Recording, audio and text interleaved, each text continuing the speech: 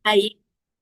Sebelum kita memasuki kegiatan utama pada hari ini, izinkan saya untuk menyampaikan beberapa tata tertib yang harus diikuti selama kegiatan berlangsung.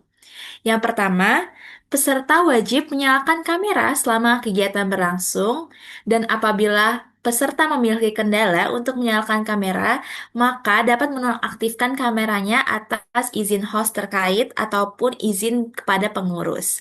Yang kedua, peserta harus menggunakan virtual background yang telah disiapkan.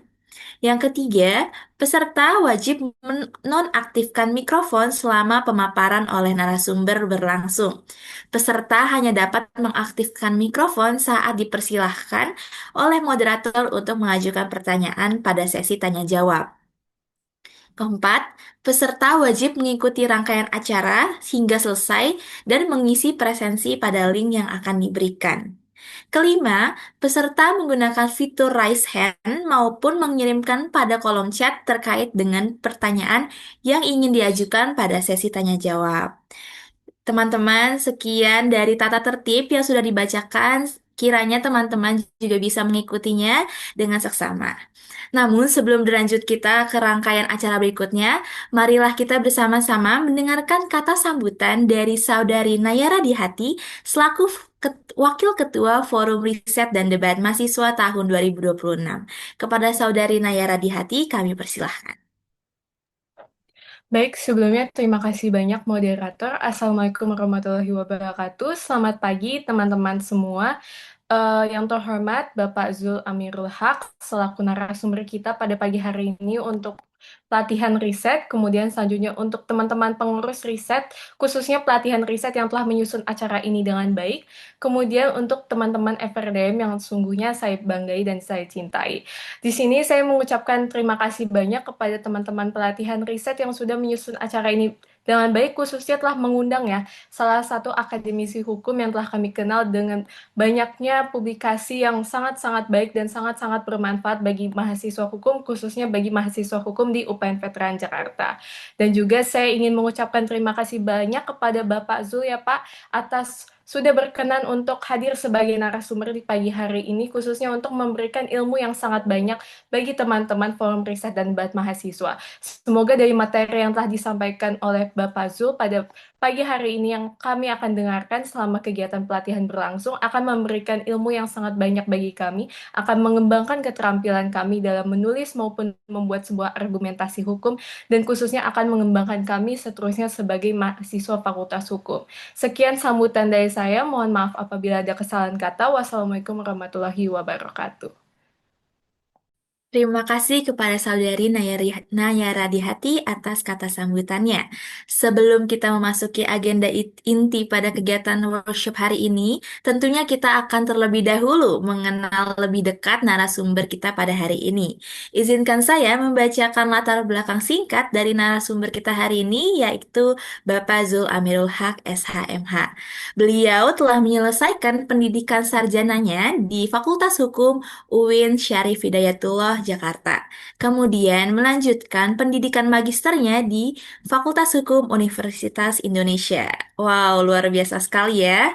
Selama berkuliah juga, beliau merupakan mahasiswa dengan segudang prestasi yang berhasil menjuarai berbagai macam kompetisi hukum, seperti juara pertama Lomba Debat Hukum MPR RI tahun 2018, juara satu Lomba Debat Hukum Pajajaran Lawfare 2017, juara satu Debat Tingkat Nasional Universitas Pelita Harapan 2016.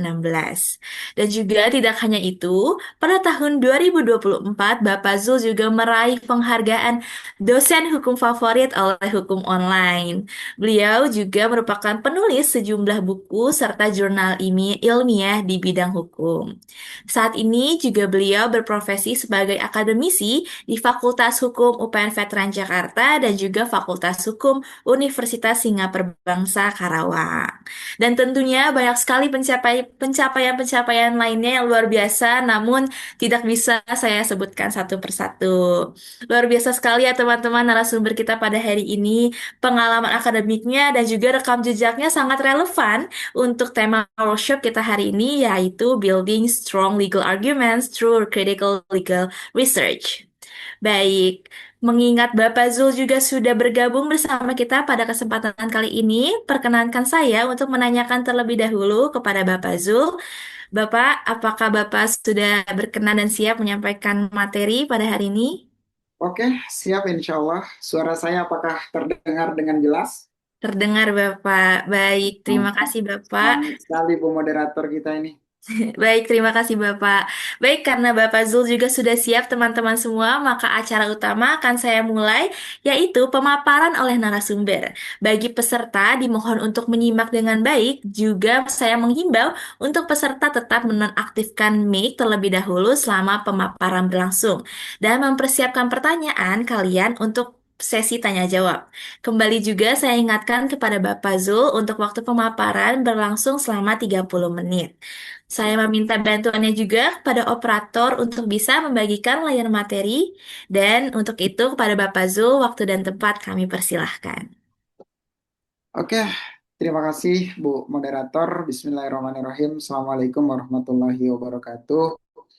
Selamat pagi dan salam sejahtera buat kita semua. Mudah-mudahan hari ini kita dalam keadaan sehat teman-teman semua. Walaupun kita berpuasa hari ini bagi teman-teman yang menjalankan, mudah-mudahan tetap semangat. Ini juga ilmu, ini akan menjadi nilai pahala kita di bulan Ramadan. Oke, teman-teman, karena waktu yang cukup singkat, sekali lagi saya ucapkan terima kasih banyak atas undangan yang luar biasa ini untuk berbagi cerita dengan teman-teman FRDM di pagi hari ini, teman-teman semua. Nah, ini saya lihat kan di postingan Instagram ini kayaknya ini proker-proker pengurus baru nih. Semangat banget teman-teman pengurus baru luar biasa. Oke, langsung saja teman-teman semua.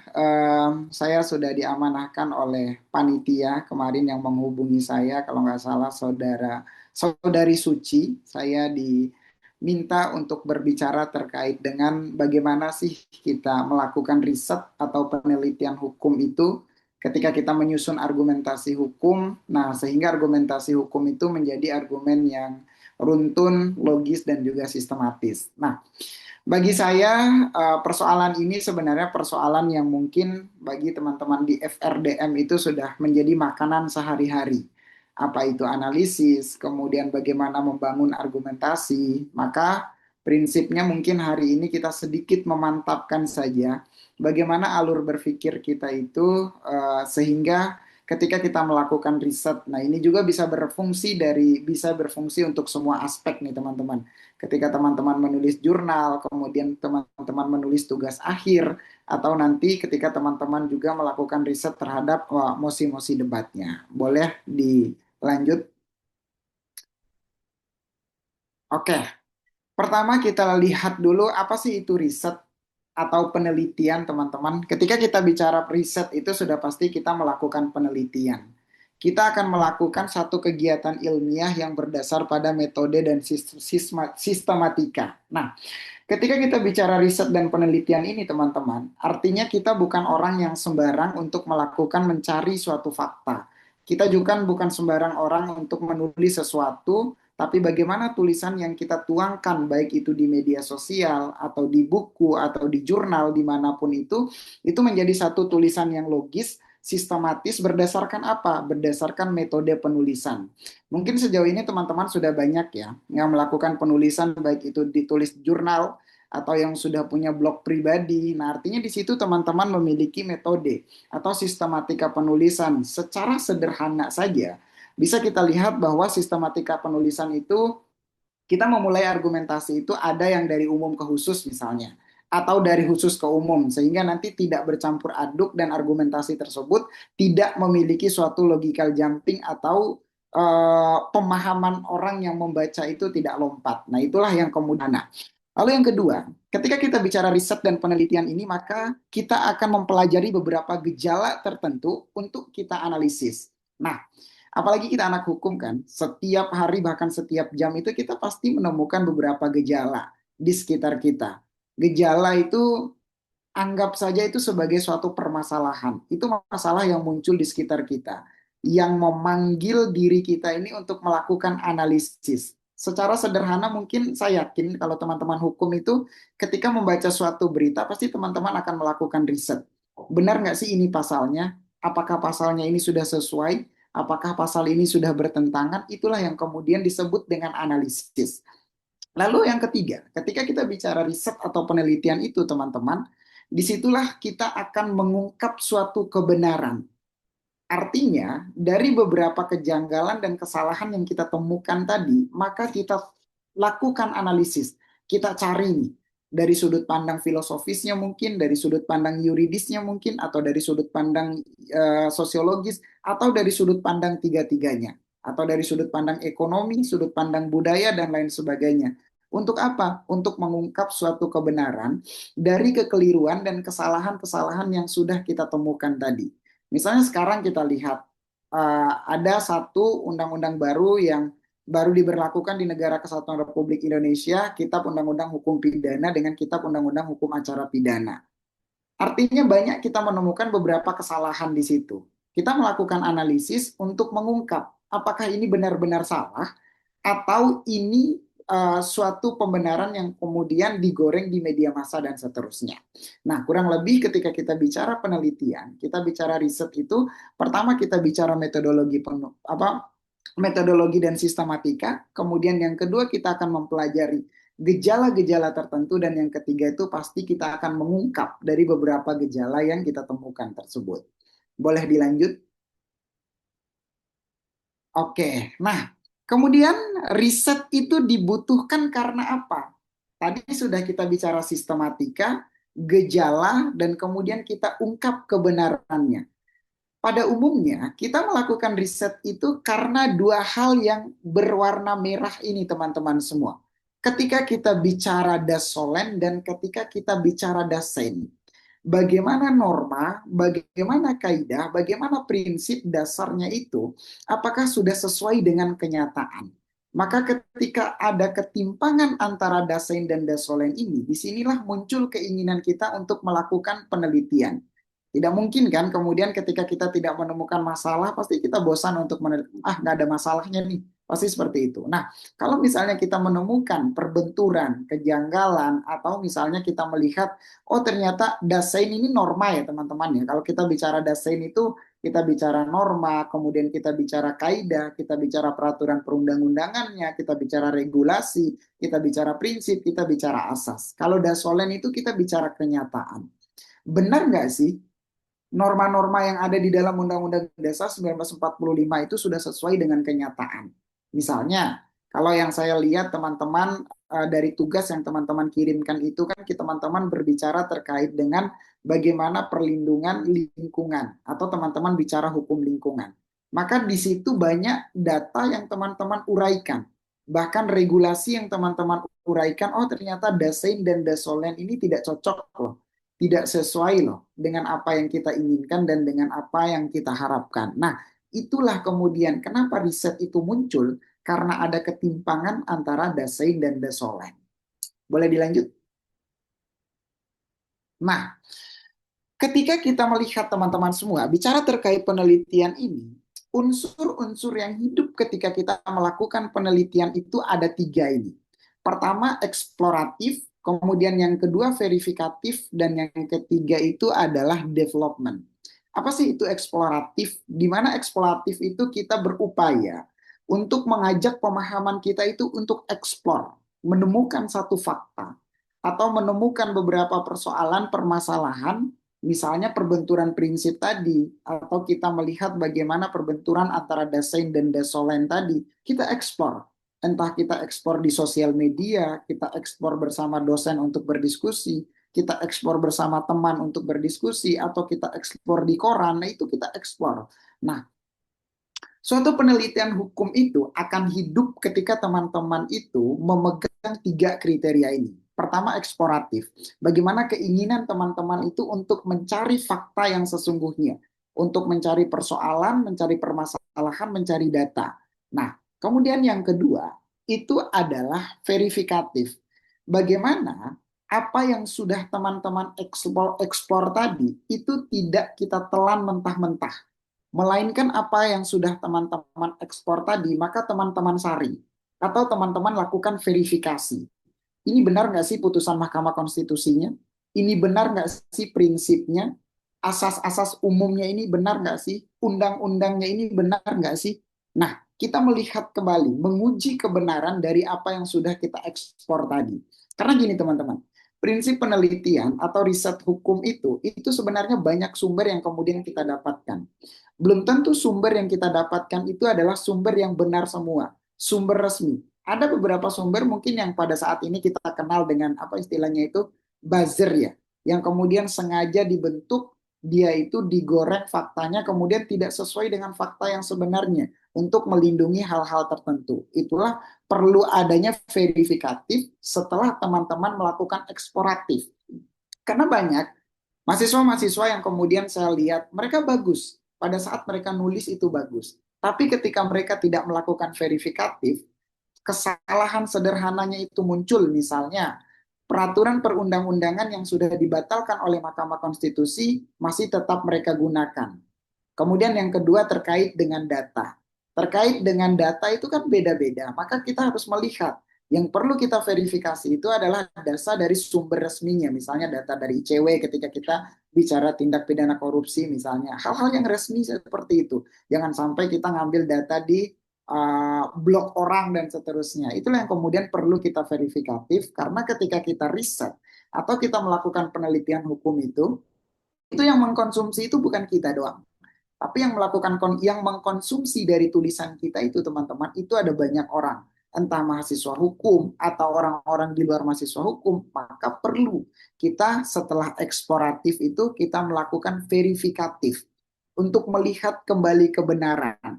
Setelah kita anggap itu benar, maka kita melakukan development.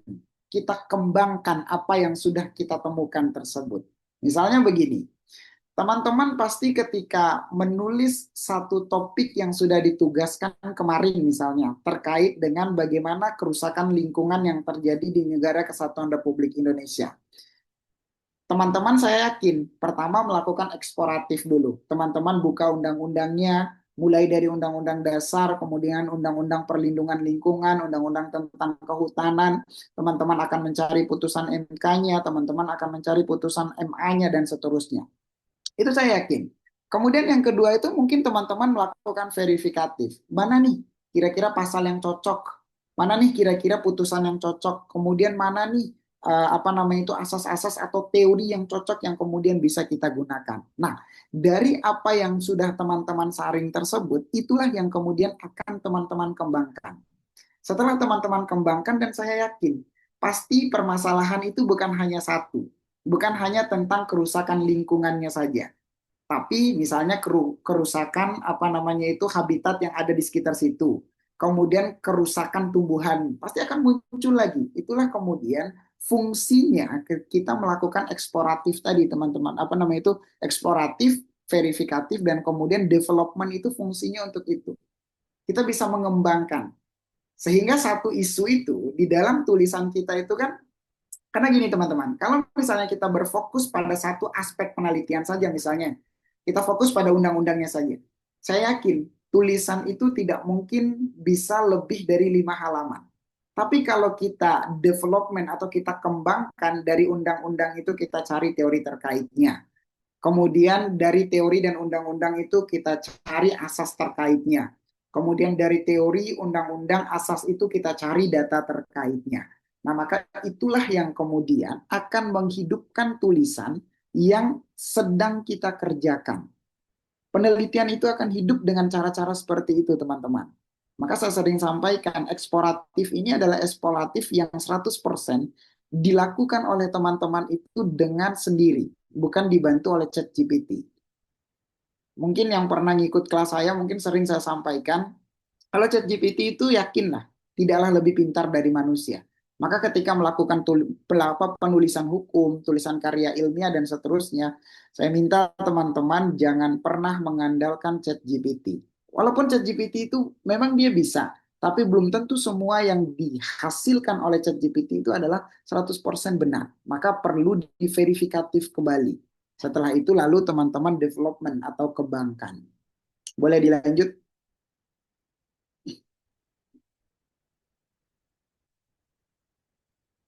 Oke. Apa sih yang perlu diperhatikan ketika teman-teman melakukan riset atau penelitian hukum itu, teman-teman semua? Sebenarnya tadi sudah saya singgung beberapa, masuk dalam kategori preparation ini bagaimana kita melakukan persiapan pada saat kita melakukan penulisan dan pada saat kita melakukan review dan finalisasi. Lanjut, kita akan bahas ini satu-satu. Oke, pertama kita bicara terkait dengan preparation. Bagaimana persiapan kita? Tadi kan sudah konsepnya itu kita melakukan ekspor. Nah, biasanya kalau anak-anak hukum itu ketika mengeksplor sesuatu masalah, itu jarang mereka itu langsung tuangkan di dalam tulisan. Pasti mereka itu mengeksplornya itu di dalam otaknya dulu. Mereka simpan dulu dalam otaknya, mungkin akan mencari sumber lain, entah itu lewat Instagram, kemudian lewat TikTok, lewat berita, lewat Kompas, hukum online, dan lain sebagainya. Nah, maka secara spesifik ketika kita simpulkan dari tiga aspek yang menghidupkan penelitian dan tulisan tadi teman-teman semua, maka penulisan itu akan kita lalui dengan tiga keadaan ini. Persiapan, kemudian kita menulis, baru review dan finalisasi. Persiapan itu apa yang kemudian kita lakukan? Pertama, kita akan mengumpulkan seluruh fakta yang relevan dengan apa yang kita inginkan. Jelas kita akan mengumpulkan suatu fakta. Jadi saya sering juga sampaikan entah di kelas atau di luar kelas pada saat diskusi, fakta itu teman-teman jangan pernah dikumpulkan dari satu sumber saja. Dan sumber yang teman-teman kutip itu jangan pernah mencari sumber yang bahasa sederhananya itu sumber ecek-ecek. Carilah sumber yang terpercaya. Maka kumpulkan, misalnya pada hari ini kita sedang berbicara terkait dengan kerusakan lingkungan. Lihat berita kerusakan lingkungan yang dikeluarkan oleh Kompas misalnya, Rakyat Merdeka misalnya, atau hukum online, atau langsung aja teman-teman mengumpulkan datanya itu dari Kementerian Lingkungan Hidup misalnya. Itu akan lebih real lagi data-datanya. Dan itu akan menjadi fakta yang bisa kita temukan. Itu akan menjadi fakta yang kemudian kita analisis, fakta yang akan menjadi parameter bagi kita untuk melakukan penulisan tersebut. Nah, setelah fakta itu sudah terkumpul atau kalau mengumpulkan fakta itu memang kita menjadi orang yang selalu penasaran teman-teman, termasuk pribadi saya. Kadang saya itu penasaran, tapi kita harus bisa membatasi. Fakta yang kita kumpulkan itu jangan juga terlalu banyak. Kalau misalnya terlalu banyak itu teman-teman akan sedikit sulit untuk memverifikasinya atau menyaringnya. Maka langsung saja to the point pada website-website yang resmi atau instansi-instansi terkait itu yang lebih resmi lagi. Nah, setelah itu kita lakukan apa? Kita melakukan riset dan penelitian secara mendalam melalui sumber hukum atau sumber fakta yang sudah kita dapatkan. Maka teman-teman sudah mulai nyusun satu-satu. Mulai dari terserah, teman-teman mau membangun argumentasi itu dari mana? Dari peraturan perundang-undangan kah, dari yuridisnya kah, atau dari sosiologisnya kah, atau dari filosofisnya kah? Kalau misalnya fakta yang teman-teman temukan misalnya, teman-teman sudah mengumpulkan pasal berapa di dalam Undang-Undang Hukum Lingkungan, di list aja dulu. Nah, kemudian di dalam tulisan itu, teman-teman itu jangan hanya sekedar mengutip pasalnya, tapi uraikan apa yang kemudian yang dimaksud dengan pasal tersebut, letak permasalahannya di mana, perbenturannya di mana, dan persoalannya itu di mana. Sehingga dari fakta dan data yang teman-teman dapatkan tadi, itulah yang kemudian diriset. Misalnya data, jangan hanya sekedar jebret masukkan. Kementerian Lingkungan Hidup dari tahun 2024 sampai dengan 2025 mencatat 11 juta kerusakan lingkungan hidup di Indonesia misalnya. Tapi teman-teman uraikan, faktor kerusakan lingkungan itu datangnya dari mana? Kemudian dampaknya itu dari mana? Itulah yang kemudian riset, yang disebut dengan riset itu teman-teman semua. Riset itu kita membedah. Kalau anak-anak debat kan misalnya sudah pasti, mereka itu bedahnya itu bukan per pasalnya kan. Biasanya itu kalau kita anak-anak debat itu kan per frasa. Satu kata itu bisa kita permasalahkan. Misalnya kata dapat saja atau kata wajib saja. Nah, itu yang disebut dengan riset, teman-teman. Teman-teman melakukan riset dan penelitian. Artinya dari fakta yang teman-teman dapatkan itu, teman-teman gali lagi, perdalam, munculkan masalah-masalah baru dari berbagai macam persoalan dan fakta tersebut. Nah, dan yang ketiga, pada proses preparation ini jangan terlalu bergantung pada satu sumber hukum saja. Ini yang sering saya ingatkan, baik kepada teman-teman debaters atau teman-teman yang sering melakukan penulisan karya tulis ilmiah. Aturan hukum itu pasti memiliki keterkaitan dengan aturan hukum yang lainnya, baik itu secara horizontal maupun secara vertikal. Maka ketika teman-teman ingin tahu pasal mana dan peraturan mana yang kemudian berhubungan dengan undang-undang atau peraturan yang sedang kita riset, baca terlebih dahulu poin menimbangnya di situ atau poin konsiderannya itu. Dia itu mengacu kepada undang-undang mana? Dia mengacu kepada pasal berapa di dalam Undang-Undang Dasar 1945. Secara sederhana kumpulkan dulu itu. Karena kalau teman-teman mengacu pada satu sumber saja, maka disitulah yang kemudian akan menjadikan teman-teman itu stuck dalam satu tulisan itu aja. Misalnya teman-teman sering ngelihat lah anak-anak debat itu, kalau misalnya mereka stuck pada satu sumber saja kan, yang diinterupsi itu aja, pembicara pertama, kedua, ketiga, begitu pun dengan tulisan atau riset penelitian hukum ini. Kalau teman-teman fokus pada satu sumber saja teman-teman, maka yakinlah penulisan itu tidak mungkin akan bisa berkembang dengan baik. Maka lihatlah, lihat putusan MK-nya, lihat putusan MA-nya, riset berdasarkan putusannya, riset berdasarkan konvensinya, perjanjian internasionalnya, jika ada. Tapi saya yakin kalau peraturan secara nasional pasti dia berhubungan secara hierarkis atau secara horizontal. Ini yang pertama.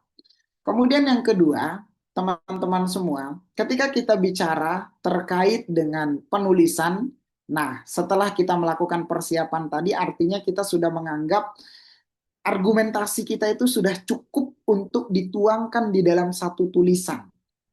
Setelah kita melakukan preparation tadi, persiapan dengan mengumpulkan fakta, analisis dengan outline yang sudah ada, pasti teman-teman itu pasti menulis gambaran kasar dulu kan. Nah, pada saat penulisan ini teman-teman, pertama sudah jelas, kita menggunakan bagaimana etika penulisan bahasa Indonesia yang baik dan benar. Itu sudah pasti.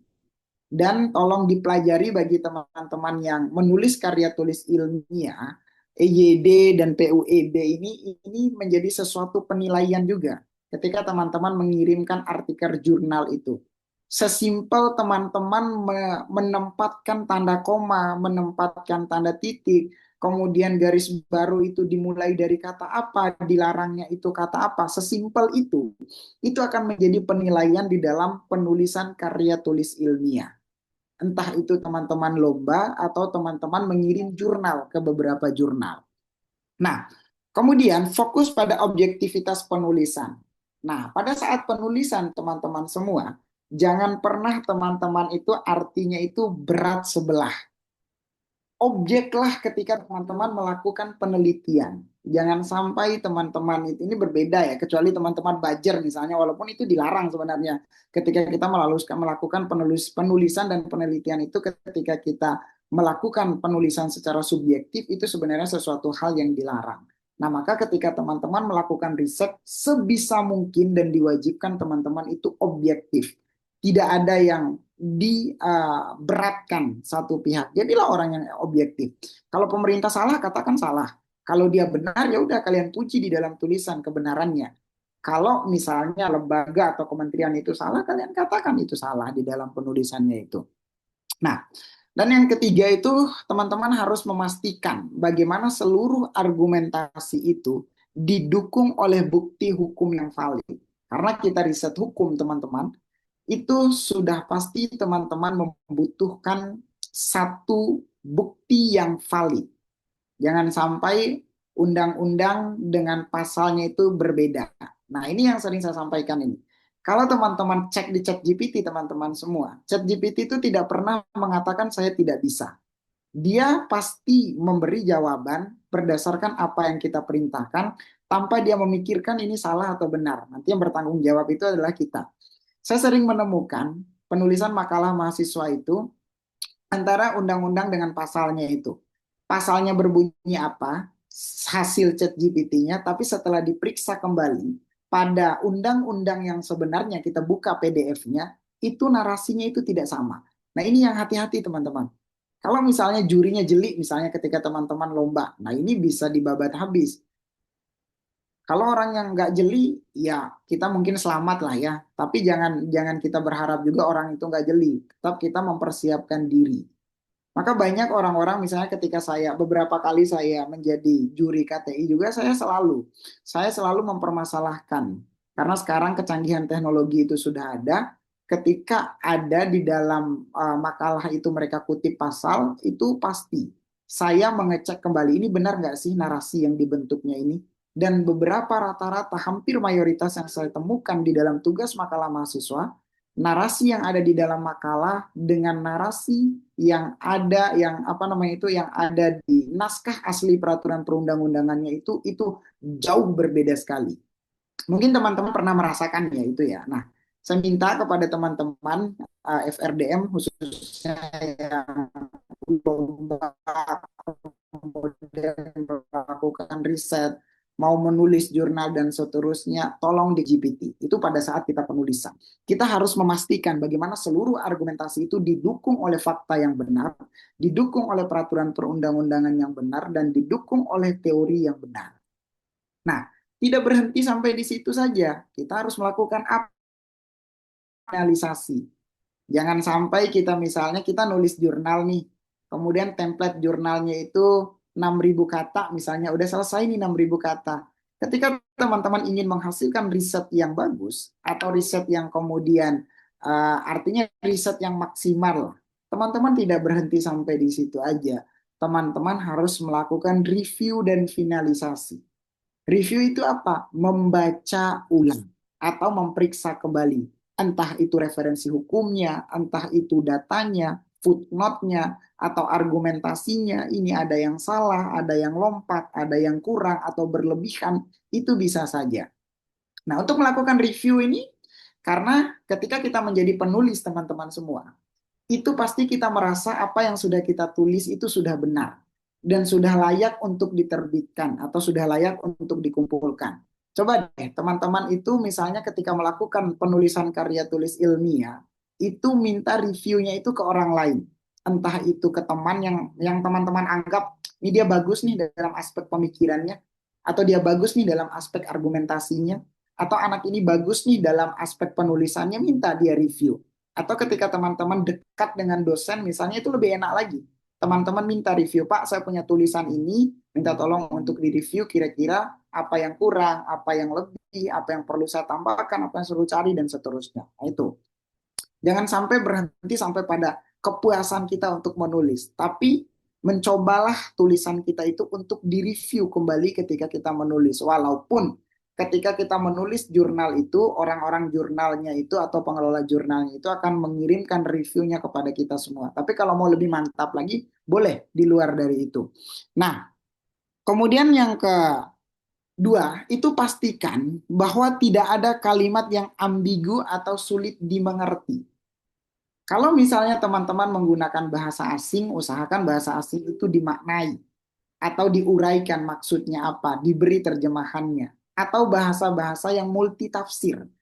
Sering ada banyak bahasa yang multitafsir. Kalau bahasa yang multitafsir itu ketika kita salah menempatkan dalam satu argumen, maka makna tujuan daripada argumentasi itu akan salah juga.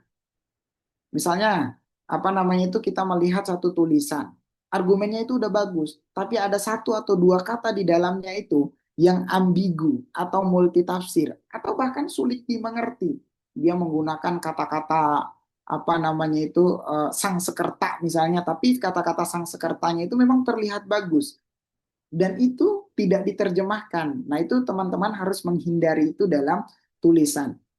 Tulisan itu bukan hanya terlihat. Kalau misalnya tulisan itu campur antara bahasa Indonesia dengan bahasa Inggris, itu memang keren teman-teman semua. Oke, tinggal 10 menit lagi mungkin saya percepat aja teman-teman. Nah, kemudian yang ketiga itu bagaimana kita meminta masukan serta revisi kepada orang lain itu Ya dengan transparan lah. Kalau misalnya dia nggak mau, ya udah kita cari yang lain lagi, bisa kayak gitu. Oke, bisa dilanjut. Oke, ini mungkin sering teman-teman dapatkan ya, terkait dengan struktur berpikir yang Viraj ini, atau yang kita singkat dengan FIRAC ini. Kita ketika melakukan penulisan, 5 aspek ini harus dipenuhi teman-teman. Ada fakta, isu, regulasi, analisis, dan konklusi. Kalau salah satunya hilang, maka penulisan teman-teman itu akan dianggap cacat atau tidak sempurna. Orang yang membacanya itu akan aneh. Misalnya FIRA-nya aja yang ada, nggak ada konklusinya. Nah ini tulisannya ini maksudnya apa sih? Atau tanpa faktanya itu, isunya sudah bagus. Lah, orang akan bertanya, lah ini beritanya apa? Faktanya bagaimana? Maka ketika bicara fakta itu, carilah fakta yang objektif. Nah, objektif kemudian terverifikasi dan relevan dengan apa yang sedang kita tulis. Kemudian pada isu itu, isu yang spesifik, jangan cerita setengah-setengah. Misalnya ketika teman-teman ceritanya itu membunuh, tapi teman-teman tidak menceritakan bagaimana kronologis pembunuhannya. Apakah dia pakai gunting kuku, pakai pulpen, atau pakai bambu misalnya, itu harus diceritakan semua. Nah, kemudian berbasis norma. Karena kita hukum, pasti kita akan melihat peraturan perundang-undangan yang terkait, dan yang selanjutnya itu dia tidak multitafsir. Itu terkait dengan isu, regulasi, aturan-aturan yang ada, seperti tadi yang sudah disampaikan di awal, maka berusahalah untuk mencocokkan aturan itu secara vertikal dan horizontal. Lalu kemudian analisis. Analisis semua yang kita dapatkan tadi, norma, fakta, kemudian kita uji. Uji dan masukkan di dalam argumentasi tersebut sehingga menghasilkan satu tulisan yang orang-orang itu enak untuk membacanya. Lalu konklusi atau kesimpulan. Kesimpulan itu harus tegas, menjawab apa yang menjadi persoalan yang sedang kita tulis. Atau dalam hukum itu disebut sebagai novelty, ada pembaharuannya. Boleh dilanjut? Oke, masuk pada bagian judul teman-teman semua. Ada beberapa hal yang perlu diperhatikan, ada beberapa hal yang kemudian dilarang dalam penulisan judul itu teman-teman semua. Karena judul itu akan mempengaruhi pembaca juga. Ketika bagus judulnya itu akan menggambarkan apa yang menjadi tulisan kita. Pertama ringkas, judul itu nggak usah banyak-banyak. Kemudian yang kedua itu jelas. Jelasnya apa? Jelas akan menggambarkan isu yang kita uraikan setelah kita menulis itu. Kemudian punya urgensi. Ada suatu kepentingan yang akan kita tulis, itu kita tuangkan dan kita gambarkan pada judul tersebut. Kemudian yang ketiga itu hindari judul yang netral, dan artinya apa? Hindari judul-judul itu yang memunculkan banyak pertanyaan orang dan orang itu berpikir, ini apa sih judulnya kayak gitu. Nah, kemudian judul itu apa namanya itu jangan terlalu panjang, kemudian judul itu harus langsung kepada isu-isu yang akan kita sampaikan di dalam tulisan tersebut. Nah, ini nanti bisa teman-teman baca sendiri. Silakan dilanjut. Oke, pada saat kita melakukan apa? Kita melakukan opening itu bagaimana kita membuat pembaca itu tertarik dari pembuka yang kita sampaikan, dari latar belakang itu. Maka ada beberapa hal yang perlu diperhatikan. Peristiwanya aktual, bukan peristiwa yang kita karang sendiri. Tadi udah saya sampaikan, faktanya itu harus ada, didapatkan dari sumber yang resmi. Datanya itu harus mengejutkan kita, artinya seolah-olah kita menyampaikan data ini data yang benar loh. Data yang perlu membuka mata kita itu untuk sadar dengan kejanggalan yang sedang terjadi. Kemudian kutipan pejabat, artinya misalnya ketika teman-teman mengutip teori, kemudian mengutip pendapat ahli, nah itu adalah pendapat-pendapat ahli yang sudah dikenal lah layak umumnya. Kemudian bagaimana kita apa namanya itu menghasilkan bagaimana situasi-situasi yang nyata itu kita uraikan. Lanjut aja. Nanti yang dilarang ini teman-teman silakan baca sendiri. Nah, kemudian bagaimana kita menggambarkan isu itu sehingga isu itu menjadi suatu hal yang orang itu nilai, oh ini tulisannya keren nih. Nah, maka pertama yang harus kita lakukan itu kita menjawab dulu siapa, apa, kapan, di mana, dan kenapa. Nah, itu 5W1H-nya itu harus terjawab semua di dalam tulisan kita teman-teman semua. Kemudian dampak yang akan terjadi itu seperti apa. Nggak mungkin persoalan itu muncul, dia tidak memberikan dampak. Itu tidak mungkin sekali. Misalnya kerusakan lingkungan, pasti dia akan memunculkan dampak. entah dampak untuk warga sekitar, atau dampak untuk lingkungan sekitar, atau dampak untuk apa namanya itu, untuk habitat di sekitar kita itu. Kemudian uh, apa namanya itu, tidak lebih dari 2-3 paragraf. Ini sebenarnya opsional, tergantung bagaimana kita menuangkan itu. Lanjut aja. Oke. Bagaimana argumentasi inti itu dibangun, teman-teman, dari semua data, laporan investigasi, regulasi, putusan, contoh kasus, pengalaman yang terjadi di lapangan, kemudian pengalaman sosial dan kutipan berita. Ini semua sudah saya jelaskan tadi di awal. Kenapa ini harus muncul, teman-teman, semua di dalam tulisan inti? Jangan sampai teman-teman memunculkan data, laporan investigasi, regulasi itu hanya ada di latar belakang, tapi sebagai penguat ini harus kembali, apa yang ada di latar belakang itu harus kembali muncul pada bagian inti yang kemudian teman-teman tulis tersebut. Maka semuanya itu harus kembali terurai dan harus kembali dikembangkan. Kalau di latar belakang itu cuma menggunakan satu teori atau satu pendapat ahli, maka di penulisan intinya itu tambah lagi, kembangkan. Cari ahli-ahli terkait, teori-teori terkait, atau peraturan perundang-undangan yang terkait. Lanjut. Oke, sebagai penutupnya teman-teman, ini sudah pasti intinya ketika teman-teman melakukan riset, penelitian, atau debat, atau membangun argumentasi hukum, pada intinya ketika kita melakukan penutupan itu, hadirkan satu pembaharuan. Pembaharuan, jangan memunculkan kembali masalah. Di konklusi itu, pembaharuan, solusi dan gagasan yang ingin teman-teman tawarkan itu seperti apa. Itulah yang kemudian kita munculkan di akhir. Karena tadi sudah kita tuangkan faktanya, kita sudah tuangkan beritanya, kita sudah investigasi norma yang cacatnya, norma yang benarnya seperti ini. Maka kita simpulkan di akhir secara sederhana, lalu kita berikan yang seharusnya dilakukan oleh negara, misalnya itu seperti ini. Boleh dilanjut? Oke, kriteria bagi seorang penulis itu, teman-teman, tolong dipegang ini. Pertama, dia kompeten, memiliki kompetensi dan kemampuan. Nah, dengan cara belajar seperti ini, teman-teman pasti menambah kemampuan, kompetensi, serta keinginan untuk menulis. Tulisan yang kita tulis itu adalah tulisan yang bersifat faktual. Fakta, jujur, objektif. Fakta, jujur, dan objektif ini harus kita tanamkan di dalam diri kita pada saat kita menulis. Jangan sampai kita membohongi orang tapi dibantu oleh ChatGPT. Jangan sampai kita membohongi orang tapi dibantu oleh Gemini. Jangan sampai kita membohongi orang tapi dibantu oleh Joki. Nah, maka kita harus jujur. Kemudian objektif, sama seperti tadi yang saya sampaikan di awal. Jangan sampai kita memberatkan, misalnya yang salah kita benarkan atau yang benar kita salahkan. Nah, ketika kita menjadi penulis yang baik itu adalah penulis yang objektif. Kalau salah kita katakan salah, kalau benar kita katakan benar. Terbuka. Terbuka ini mungkin berpotensi bagaimana tulisan kita itu minta tolong untuk direview kepada orang. Jangan sampai kita merasa tulisan kita itu benar, sudah bagus, lantas langsung diterbitkan saja. Kemudian orang ngasih masukan tidak diterima, misalnya orang ngasih evaluasi tidak diterima. Nah, janganlah menjadi penulis-penulis yang melanggar 5 poin ini, teman-teman. Ketika kita ingin menjadi penulis yang baik, maka jadilah penulis yang kompeten. Apa yang kita sampaikan itu berdasarkan fakta, kemudian apa yang saya sampaikan itu berdasarkan kejujuran, dan tulisan yang masuk itu adalah tulisan yang objektif. Setelah kita tulis itu, kita harus terbuka, mau menerima masukan dan menerima evaluasi dari orang-orang yang ada di sekitar kita. Boleh dilanjut? Oke, sudah selesai. Mudah-mudahan waktunya tidak banyak itu terlewatkan. Terima kasih teman-teman semua.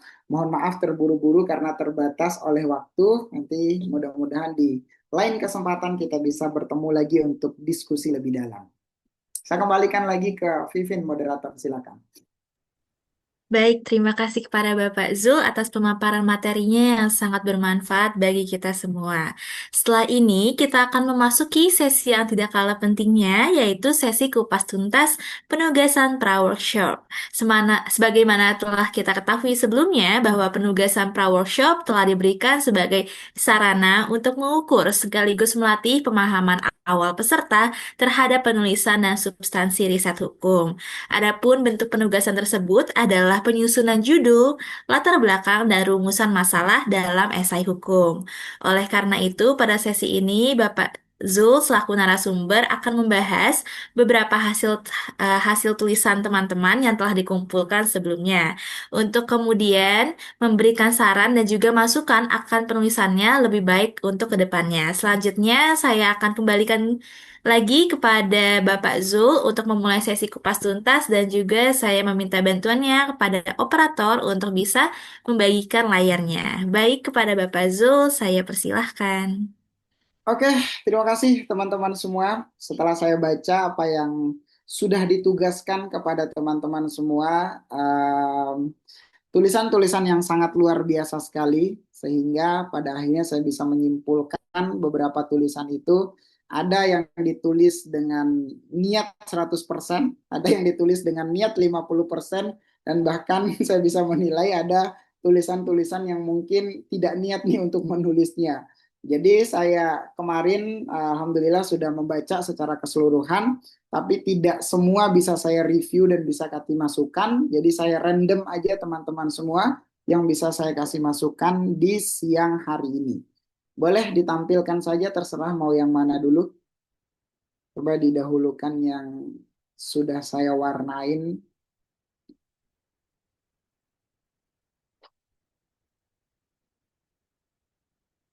Ini berapa menit Bu moderator? Waktunya kita kupas tuntas ini.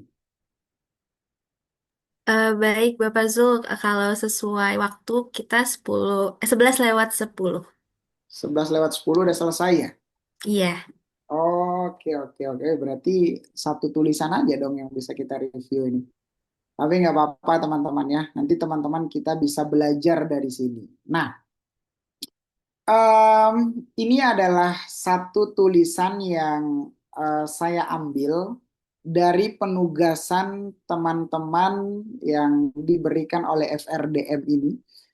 Pertama kita bicara dari judulnya dulu teman-teman ya. Di sini judulnya itu terkait dengan reformasi hukum lingkungan dalam pengendalian apa nih apa namanya deforestasi di Indonesia pasca Undang-Undang Cipta Kerja. Nah, ini adalah judul yang sudah menggambarkan apa yang teman-teman akan sampaikan di dalam tulisan. Jadi gini teman-teman, ketika bicara judul itu, sebenarnya itu yang paling teman-teman hindari itu ketika di awal kalimat itu menggunakan kata analisis misalnya.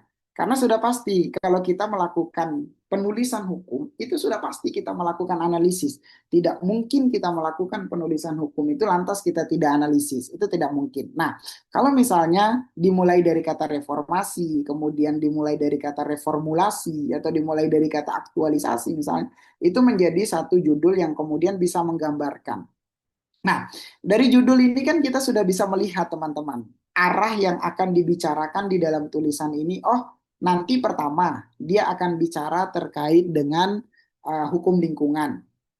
Ternyata telah terjadi perubahan yang terjadi dari undang-undang lingkungan sebelumnya itu dalam perubahan yang dimasukkan ke dalam undang-undang Cipta Kerja. Nah, dari judul yang seperti ini, teman-teman semua kita itu sudah menggambarkan. Inilah yang tadi yang saya sampaikan, bahwa judul itu tidak usah panjang-panjang. Semakin panjang itu akan semakin membuat orang bingung.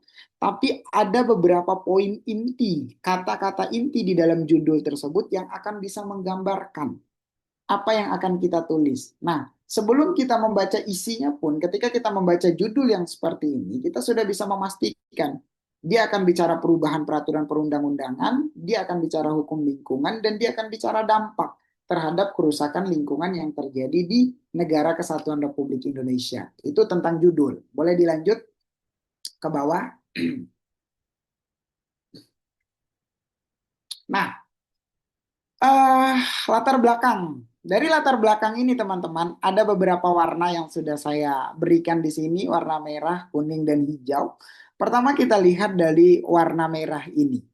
Di sini memang sudah dijelaskan apa sih itu deforestasi.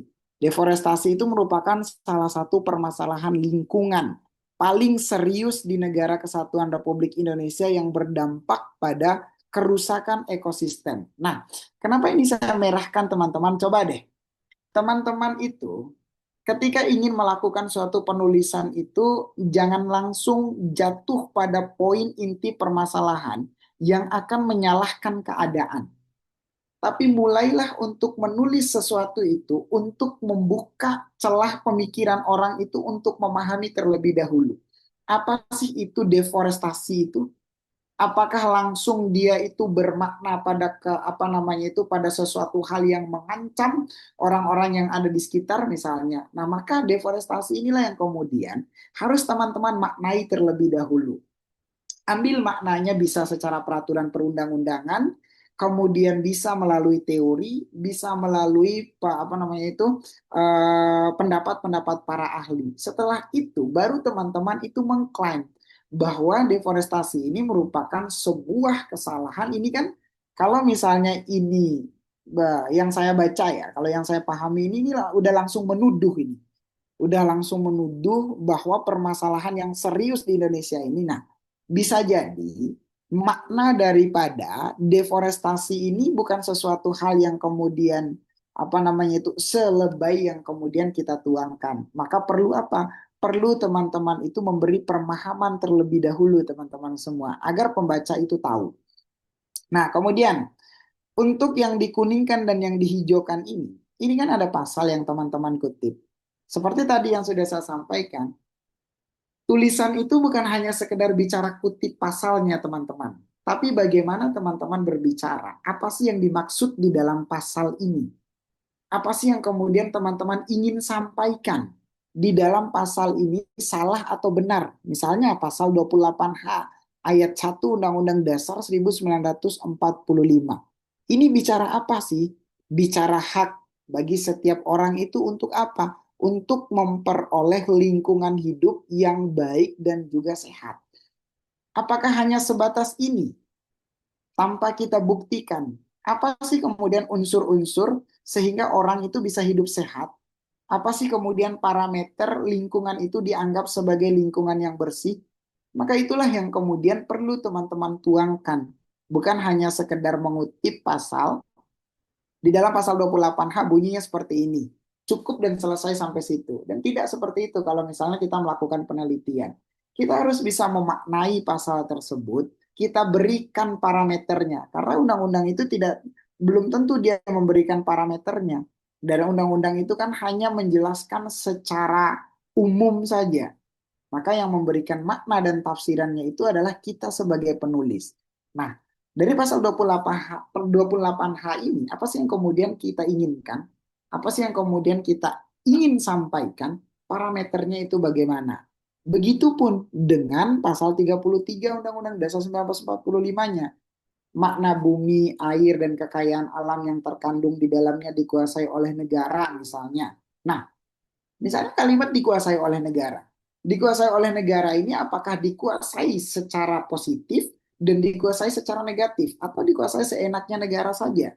Kan kita bisa mempermasalahkan persoalannya di situ. Sebenarnya yang dimaksud di dalam pasal 33 Undang-Undang Dasar 1945 ini apa sih sebenarnya? Nah, itu teman-teman, inilah yang kemudian perlu tadi bagaimana kita melakukan persiapan, kemudian bagaimana kita melakukan eksplorasi, verifikasi, development tadi ini. Kita sudah memiliki faktanya, kita sudah memiliki peraturan perundang-undangannya, tapi bukan hanya sekedar bunyi pasalnya, melainkan apa yang diinginkan oleh kita menafsirkan pasal tersebut dengan cara yang objektif tadi, itulah yang kemudian kita sampaikan. Nah, penyampaian itu dari mana? Bisa argumentasi itu sebelum pasal, atau bisa argumentasi itu sesudah pasal. Yang penting ada jembatan penghubungnya yang akan menghubungkan bahwa pasal dan argumentasi itu sudah sesuai. Kayak gitu teman-teman semua. Nah, kemudian selanjutnya yang di bawah ini. Yang masih yang secara normatif ini teman-teman, masih di paragraf keduanya, itu ada kalimat. Nah, secara normatif ini kalau saya sih menyarankan karena ini kan di belakangnya itu sudah pasti teman-teman membedah peraturan perundang-undangan. Orang-orang udah juga bakal tahu bahwa ini adalah ketentuan normatifnya. Jadi nggak usah lagi kita tulis secara normatif kayak gitu misalnya. Nah, tapi ini bukan sesuatu hal yang dilarang ya teman-teman semua ya, agar tidak terjadi pemborosan kalimat aja karena orang itu sudah paham di dalamnya. Sama kayak tadi misalnya di judul itu tanpa kita memerlukan kata analisis, itu sudah pasti kita melakukan analisis di dalamnya. Nah, di bawahnya itu kan secara normatif ada Undang-Undang Nomor 12 Tahun 2009 tentang apa? Tentang perlindungan dan pengelolaan lingkungan hidup. Kemudian ada Undang-Undang Nomor 41 Tahun 99 tentang kehutanan. Nah, lagi-lagi, peraturan perundang-undangan ini bukan hanya disebut teman-teman semua, tapi kutip pasalnya, lalu permasalahkan pasal itu. Apa nih yang menjadi persoalan di dalam pasal ini?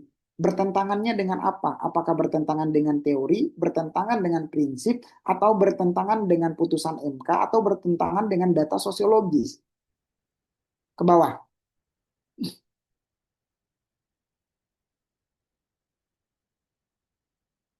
Oke, nah ini bisa kita lihat juga teman-teman semua, sama ketika kita melihat yang merah ini misalnya, bagaimana kita melihat dan mengatakan bahwa ada resiko-resiko yang kemudian terjadi, ada potensi-potensi yang akan terjadi. Nah, inilah yang kemudian kita perlukan data sosiologis tadi, bukan hanya sekedar kita mengklaim, ini ada dampaknya. Tapi kita sebutkan dulu bukti dari dampak yang muncul terhadap kelingkungan, terhadap kerusakan lingkungan itu apa? Resiko yang sudah muncul itu seperti apa? Ini resikonya apa sih? Dalam tulisan kita ini teman-teman semua, misalnya. Nah, jadi orang itu bukan hanya sekedar, ya kalau misalnya teman-teman hanya mengatakan, ini ada resikonya loh, tapi sebutkan aja, ini kan di latar belakang.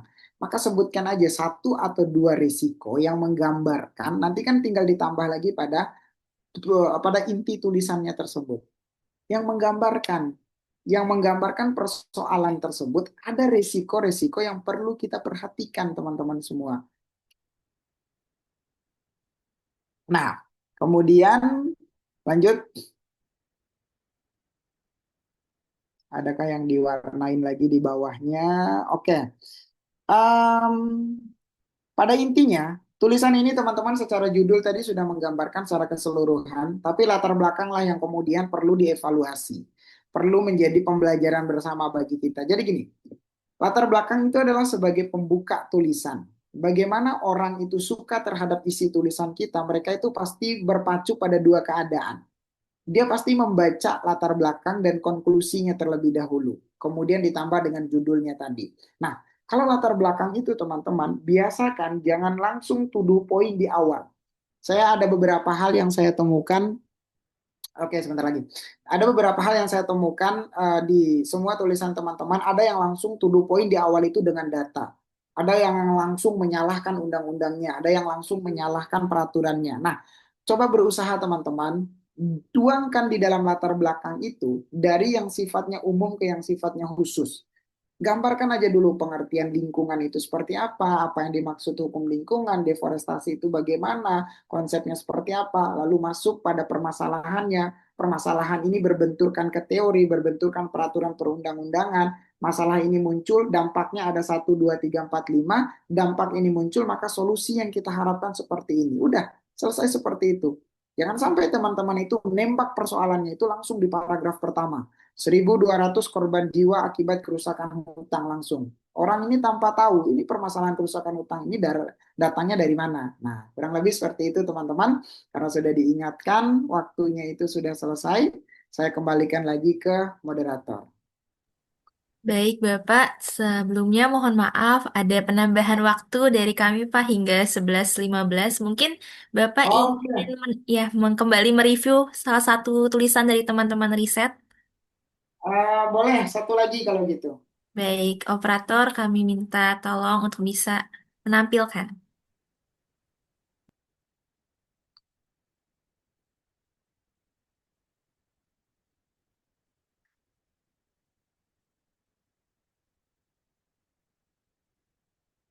Oke.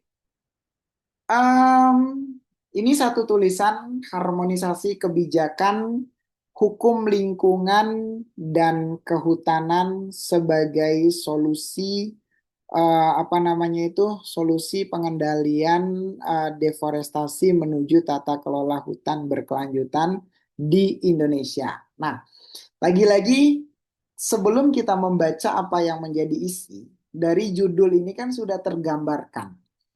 Kenapa saya tidak mewarnainya? Karena secara sederhana kita sudah bisa menilai. Walaupun sebenarnya teman-teman itu bisa memodifikasi judul itu ya. Kalau judul itu kan tergantung kenyamanan teman-teman untuk memodifikasi sehingga judul itu memang benar-benar memiliki inti daripada persoalan yang akan dituangkan. Nah, jadi judul ini kan kita sudah bisa melihat. Misalnya dari kata harmonisasi aja sudah muncul di dalam bayangan kita, ternyata nanti di dalam tulisan ini bukan hanya sekedar satu undang-undang yang akan dia bahas. Akan ada beberapa peraturan yang akan dia benturkan. Dan akan ada persoalan yang akan dia sampaikan setelah dia akan berpikir secara jangka panjang, bagaimana persoalan ini bisa muncul atau bisa selesai di suatu negara. Nah, sehingga latar belakangnya itu di sini sudah dimulai dengan kalimat apa? Indonesia merupakan negara yang memiliki kekayaan. Nah, ini yang tadi saya maksud teman-teman semua. Ketika di latar belakang itu, jangan sampai kita langsung nembak pada persoalan. Kasih aja dulu pengantar, satu atau dua paragraf untuk membuka pemahaman orang tersebut, sehingga orang itu bisa membaca tulisan kita dengan sempurna. Nah, kalau dibuka dengan kalimat yang seperti ini tuh enak. Jadi orang itu paham. Karena nanti di bawahnya itu kan teman-teman itu akan menguraikan data kerusakan lingkungan. Ya kalau misalnya 5 meter misalnya ternyata kerusakan lingkungan itu hanya 30 cm misalnya kayak gitu. Nah itu kan menjadi hal yang ngapain sih persoalkan 30 cm itu aja. Nah kalau misalnya sudah digambarkan luas wilayah Indonesia itu sebagaimana, kemudian hutannya itu bagaimana, hutan yang dilindungi ada di mana saja. Jadi orang itu sudah tergambarkan. Sehingga orang itu akan membenturkan antara angka real yang ada di pembuka ini dengan angka real yang menjadi data teman-teman semua itu orang sudah bisa membayangkan. Oh ternyata kerusakannya itu luar biasa ya. Misalnya ada 100 hektar lahan yang dilindungi di Indonesia. Ternyata 99 hektarnya itu dirusak oleh oknum yang tidak bertanggung jawab. Nah, orang itu akan sadar di situ. Tapi dengan catatan orang itu akan sadar ketika teman-teman memberikan pengantar. Sama kayak tadi, kita bicara deforestasi itu bagaimana langsung mengatakan ini adalah persoalan serius di Indonesia, tapi tanpa kita memberikan apa sih ini maknanya? Parameternya apa? Apakah parameternya hanya bicara terkait dengan kerusakan lingkungan karena penebangan hutan? Atau parameternya itu karena kerusakan lingkungan karena penggalian tambang? Atau bahkan secara keseluruhan kerusakan lingkungan, baik itu karena penebangan hutan, karena penggalian tambang, atau karena penanaman A, B, C, dan seterusnya. Kan itu yang perlu kita uraikan, atau yang perlu kita sampaikan sehingga tulisan itu bisa menjadi tulisan yang bisa dibaca oleh orang itu secara sempurna. Nah ini kenapa saya join, karena ini sebagai pembuka yang bisa menjadi contoh bagi kita, kasih pengantar, pengertian. Kan seperti biasa kan teman-teman biasanya menulis itu Indonesia adalah negara hukum dan seterusnya. Nah, setelah itu untuk menguatkan itu teman-teman semua, cobalah mencari beberapa prinsip perlindungan lingkungan yang sebenarnya itu atau yang dibenarkan oleh undang-undang itu apa sih prinsipnya? Apakah harus transparansi, kemudian terbuka, akuntabel atau apa? Nah, beberapa hampir semua tulisan yang saya baca dari tugas teman-teman itu, teman-teman belum ada yang menggali secara prinsip, asas, teori, dan pendapat ahli. Kalau untuk data dengan peraturan perundang-undangan itu sudah, teman-teman sudah ada semua di dalam tulisannya itu. Tapi yang masih minim sekali dari secara keseluruhan tulisan yang ada di situ, itu yang masih minim itu pendapat ahli, asas, kemudian prinsip-prinsip yang terkait. Misalnya kayak gini, enak kan misalnya di atas itu kita sudah menggambarkan bagaimana bentuknya dan seterusnya, baru kita setelah itu kita bicara prinsip untuk menguatkan dan menyadarkan orang, ya kenapa sih pemerintah ini tidak memperhatikan prinsip ini loh untuk mengelola lingkungan? Oh, ternyata rusaknya lingkungan itu karena prinsip A tidak berjalan, prinsip B tidak berjalan, seperti itu. Lanjut. Nah, ini ada yang dimerahkan teman-teman semua. Lagi-lagi tadi yang sudah saya sampaikan, peraturan perundang-undangan itu bukan untuk di copy paste, tapi peraturan perundang-undangan itu harus diberi penjelasannya. Maksudnya, uraiannya, penggaliannya, itulah yang disebut dengan riset. Kalau hanya copy paste itu bukan riset namanya, itu hanya memindahkan tulisan aja dari PDF ke Word kayak gitu. Nah, peraturan perundang-undangan ini. Tapi sebenarnya gini, riset yang baik itu adalah riset yang kemudian bukan mencaplok bunyi undang-undang itu secara 100% teman-teman semua. Tapi riset yang baik itu adalah riset yang teman-teman baca nih pasalnya. Kemudian teman-teman ambil intinya, tujuannya, uraikan dengan bahasa teman-teman sendiri. Nah itulah yang kemudian disebut dengan riset. Lanjut. Nah ini, bentar lagi ya. Oke, ini teman-teman semua. Nah, di sini masih kurang data karena di sini hanya disebutkan berbagai peristiwa. Nah, inilah yang kemudian tadi saya sampaikan pada materi itu. Jangan sampai munculnya satu ambiguitas atau ambigu di dalam tulisan yang kita sampaikan. Berbagai peristiwa, tapi tidak dibuktikan berbagai peristiwa. Sebisa mungkin teman-teman, kata-kata yang kita gunakan di dalam tulisan itu jangan kata-kata yang ngawang. Langsung aja tuduh poin. Atau peristiwa yang terjadi, sebutkan. Atau 10 peristiwa, 5 peristiwa, 5, 6 peristiwa terbesar kayak gitu. Langsung aja. Jangan menggunakan kata beberapa, kata seandainya, kata memungkinkan, dan seterusnya. Itu jangan digunakan. Di bawah juga nih, Mahkamah Agung dalam beberapa putusan, tapi tidak disebutkan beberapa putusannya. Langsung aja, walaupun ada 3 putusan, ambil 1, 2, atau 3-tiganya itu lebih bagus. Nah itu, tulisan yang bagus itu bukan tulisan yang ambiguitas seperti ini. Lanjut.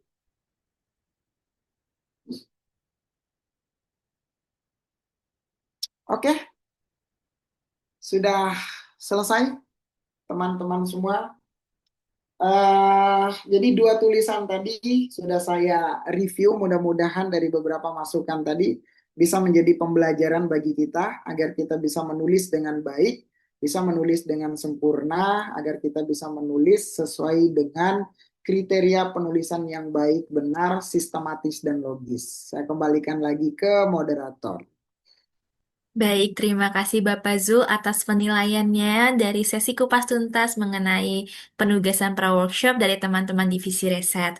Selanjutnya akan kita lanjut dengan sesi tanya jawab kepada seluruh peserta. Bagi rekan-rekan yang ingin mengajukan pertanyaan, saya persilahkan untuk mengangkat tangan ataupun raise hand lalu mengaktifkan mic-nya ataupun teman-teman juga bisa menyampaikannya lewat kolom chat apabila mengalami kendala. Selanjutnya, saya akan membuka sesi pertanyaan dari sekarang. Apabila teman-teman ingin bertanya, bisa langsung raise hand. Silahkan.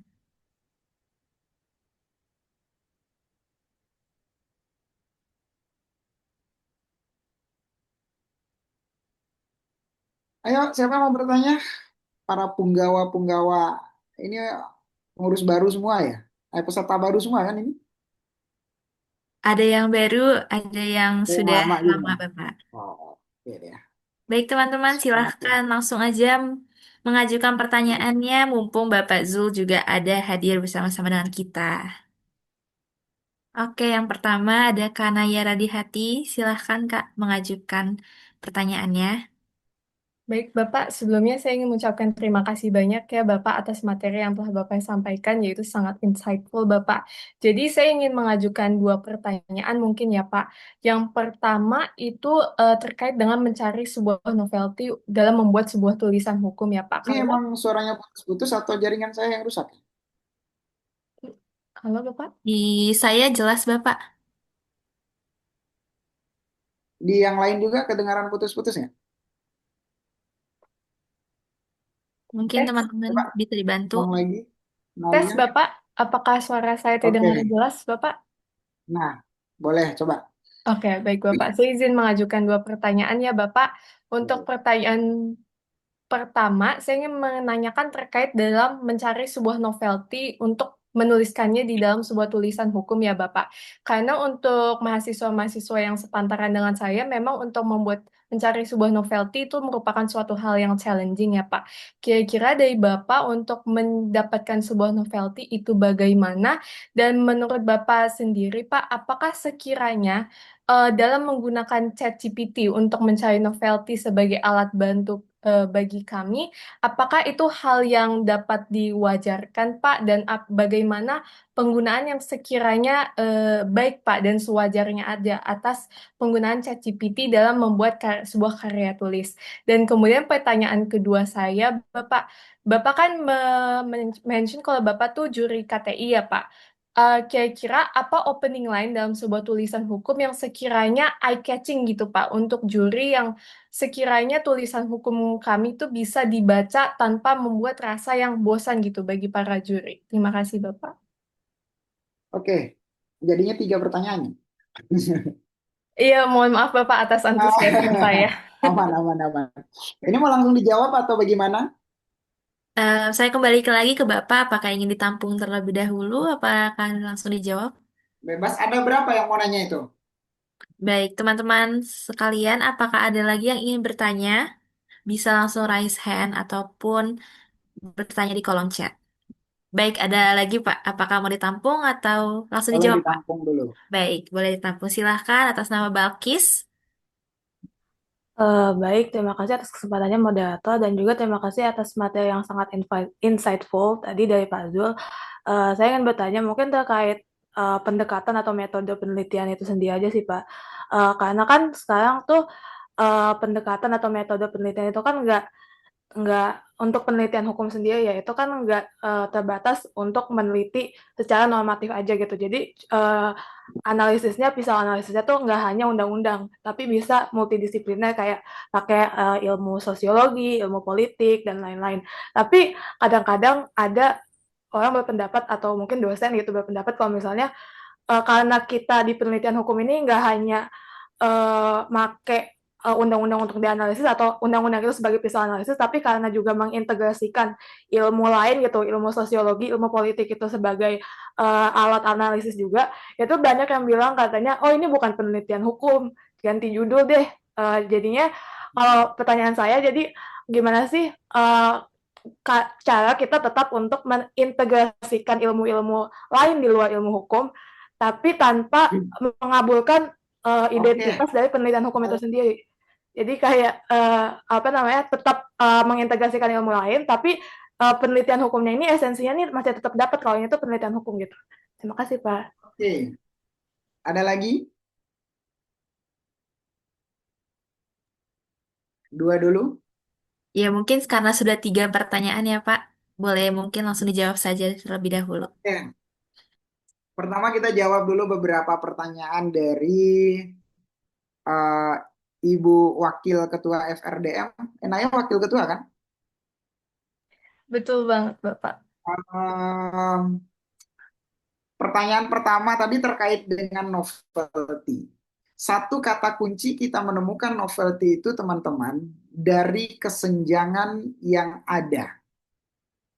Itulah novelty itu akan muncul. Nah, novelty itu tidak mungkin bisa muncul ketika risetnya teman-teman itu tidak dalam atau teman-teman hanya berpacu pada satu dasar hukum atau dua dasar hukum saja. Ternyata masih ada dasar-dasar hukum lain yang kemudian memiliki celah. Misalnya begini, novelty itu munculnya dari permasalahan. Permasalahan antara A dan B, tapi antara A dan B ini harus dicari jalan tengahnya. Kalau ditarik ke B dia akan salah, dan kalau ditarik ke A mungkin dia akan semakin salah. Itu novelty. Atau bisa jadi ketika persoalan itu muncul, misalnya presentasinya itu antara A dan B itu, oh ternyata muncul berbagai macam persoalan jangka panjangnya itu banyaknya di A secara 80%. Tapi nanti di B. Nah, untuk sementara bisa kita menggunakan beberapa kriteria yang ada di B itu untuk dijadikan sebagai novelty. Nah, itu kalau bisa bicara novelty itu munculnya karena itu, teman-teman. Karena kesenjangan. Atau yang kedua, novelty itu muncul karena kita sering melihat dan membedah tulisan yang serupa sebelumnya. Kan biasa kan di dalam tulisan-tulisan hukum itu ada istilah penelitian terdahulu. Nah, kalau saya biasanya novelty itu munculnya dari situ. Dari penelitian-penelitian terdahulu itu bisa kita kembangkan. Misalnya, pada saat ini kita bicara terkait dengan perlindungan lingkungan hidup. Apakah mungkin novelty itu akan muncul dari berbagai macam persoalan dan kesenjangan yang terjadi? Itu mungkin akan muncul. Tapi munculnya itu bukan hanya sekedar muncul kita hadirkan sesuatu hal, tapi secara logika itu nggak masuk. Secara hitung-hitungan itu nggak masuk. Kalau novelty itu atau solusi itu teman-teman itu perlu dipertimbangkan. Misalnya terkait dengan perlindungan hukum lingkungan. Apakah mau ditambah lembaga baru misalnya di Indonesia ini yang benar-benar berpecah, ada Kementerian Lingkungan Hidup, ada Kementerian Kehutanan, kemudian ada Kementerian Perairan misalnya seperti itu. Nah, itu kan masuk kementerian baru misalnya Kementerian Perairan. Itu kan menjadi novelty baru. Tapi perlu kita uji lagi novelty itu apakah sesuai dengan keadaan Indonesia, sesuai dengan struktur pemerintahan, ataukah sesuai dengan kesiapan yang ada di Indonesia. Jadi novelty itu teman-teman, kalau kata Prof apa namanya itu yang hukum progresif dari Undip itu Prof Sachito Raharjo. Jadi kalau misalnya novelty itu muncul, itu hasil dari pembelajaran dan evaluasi. Kalau kata Prof Sachito Raharjo. Nah, dari hasil evaluasi itulah yang kemudian muncul keinginan kita entah untuk memperbaharui dengan yang baru, menghapus yang lama atau mengganti yang baru, menghilangkan yang lama atau mengganti yang baru, atau memaksimalkan yang ada. Itu bisa menjadi novelty juga. Misalnya di dalam beberapa tulisan teman-teman kan pasti dua keadaan ini pasti muncul. Entah teman-teman itu ingin memberikan suatu hal yang terbaru atau yang lama itu kita maksimalkan. Kalau beberapa teori yang menyampaikan kan misalnya begini, jangan sampai kita itu menjadi teknisi hukum atau menjadi orang yang bongkar pasang hukum, tapi tidak ada solusi yang kita bisa temukan, justru akan semakin hancur. Nah, itu kan artinya teori itu menggambarkan bahwa novelty yang harus yang kita hadirkan itu adalah novelty untuk menguatkan lembaga yang sebelumnya. Nah, itu terkait dengan novelty. Novelty itu munculnya karena tadi. Pertama, dia itu karena adanya kesenjangan, dan yang kedua itu kita belajar dari pendahuluan. Penulisan-penulisan atau penelitian terdahulu. Lalu yang ketiga, novelty itu akan muncul dari beberapa aspek yang kemudian kita lihat. Misalnya aspek normatif. Nah, disitulah kemudian kita akan melihat teman-teman semua. Misalnya begini deh. Secara sederhana kan memang di dalam penulisan atau debat itu yang agak sedikit sulit itu menuangkan gagasan atau menentukan legal standing, kemudian menentukan mekanisme. Mekanisme itu kan masuknya itu dalam konteks novelty kan. Nah, itu yang kemudian agak sulitnya teman-teman. Nah, kenapa itu sulit? Karena tadi karena kita belum banyak untuk melakukan riset sehingga kita tidak menemukan titik tengahnya.